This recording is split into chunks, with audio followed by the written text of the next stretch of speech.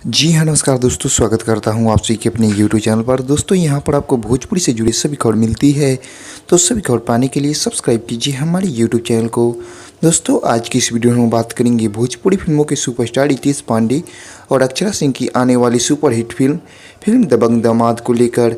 दोस्तों यदि आप हैं अक्षरा सिंह और रितेश पांडे की फ़ैन तो इस वीडियो को दिल से लाइक जरूर करिएगा और आप हमें कमेंट बॉक्स में ज़रूर बताइएगा कि फिल्म दबंग दामाद का आपको ऑफिशियल फर्स्ट लुक कैसा लगा। दोस्तों बता दें कि फिल्म दबंग दामाद की शूटिंग लखनऊ में काफ़ी जोरों शोरों से किया जा रहा है और इस फिल्म को लेकर दर्शकों में काफ़ी चर्चा है। दोस्तों बता दें कि शूटिंग के दौरान इसकी केमिस्ट्री काफ़ी जम रही है और बताया जा रहा है कि यह फिल्म काफ़ी सुपरहिट होगी सिनेमा हॉल में।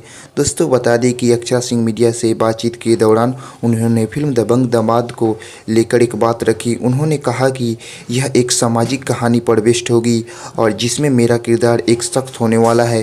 दोस्तों बता दें कि मुझे फिल्म काफ़ी पसंद आएगी और इस फिल्म की कहानी भी बेहतर होगी। दोस्तों अक्षरा सिंह ने मीडिया के बातचीत के दौरान फिल्म की कुछ कहानी की टिप्स रखी।